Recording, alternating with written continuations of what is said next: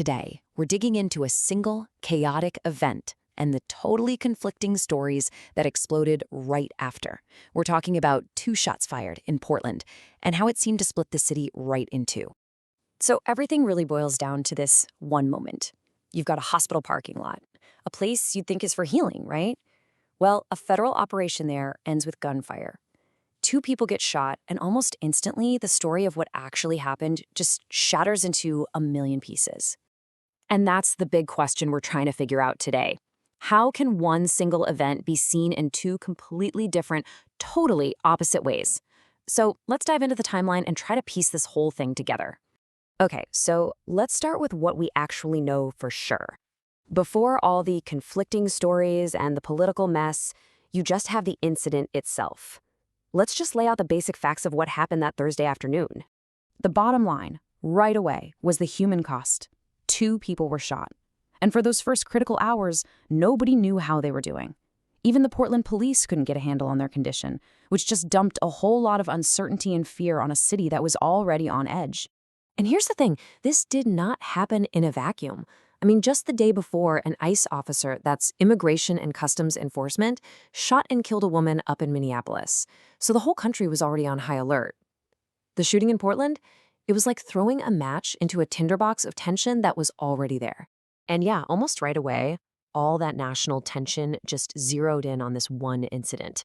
And it was all fueled by 2, wildly different stories about what actually took place in that hospital parking lot. Okay, so just look at the difference here. On one side, you have the Department of Homeland Security, or DHS. Their story is all about self-defense, right? They say their agents were stopping a suspect. The driver tried to run them over, and an agent had to fire a defensive shot. But then you have an eyewitness who tells a totally different story. They say federal officers were the ones who followed the truck in, tried to corner it, and the driver was just trying to back up and get away before speeding off. These aren't just slightly different takes. They're 2 completely separate realities. So when you have 2 stories that just don't match up, you'd think, okay, the official investigation will clear things up, right? Well, in Portland, just figuring out who was even in charge of the investigation made everything a whole lot messier. So here's what happened. At first, the local Portland police showed up on the scene, but almost immediately the whole thing got handed over to the federal government. And boom, now the FBI is leading the investigation. For the local officials in Portland, that handoff was a huge problem. And this quote from Portland's mayor, Keith Wilson, just hits the nail on the head. He basically said what a lot of people were thinking. There was a time when we could take them at their word. That time is long past. The trust between the city and the feds was just gone.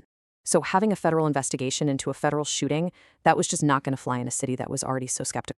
And look, this breakdown in trust, it didn't just stay behind closed doors. Oh no, it exploded into a full-blown political firestorm with local leaders getting out in front of the cameras and demanding something be done. The area's Congresswoman, Maxine Dexter, did not hold back. She called for ICE, Immigration and Customs Enforcement, to just stop everything they were doing in Portland. She didn't just call them law enforcement. She framed their presence as a source of, and I'm quoting here, terror, chaos, and cruelty. But then you get this totally different take from Senator Jeff Merkley. He basically warned everyone, hey, the administration wants you to riot, don't take the bait. He was asking for strategic calm, saying that big protests could be exactly what the other side wanted. It's a really interesting contrast, right? You have one leader demanding the feds get out, and another one asking people to basically stay home. So you've got these completely different stories flying around, and you've got your own leaders telling you to do opposite things. How did the people of Portland actually react? Well, the city was definitely on edge, and the response on the streets was complicated.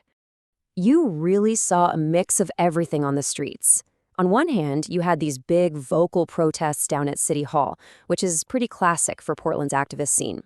Then you had a smaller group that went back to the ICE facility, and get this, some were even wearing animal costumes. It's a tactic some have used before to try and de-escalate things. And while all of this is happening, the official city website and the police chief are just blasting out this unified, almost pleading message. Please, stay calm. And that really leaves us with this huge question. When the trust between the people and law enforcement completely evaporates, how do you ever find out what the truth is? In a city that's split between 2 totally different stories, can you even have a shared reality anymore? What happened in Portland really makes you wonder if finding that common ground is just getting harder and harder.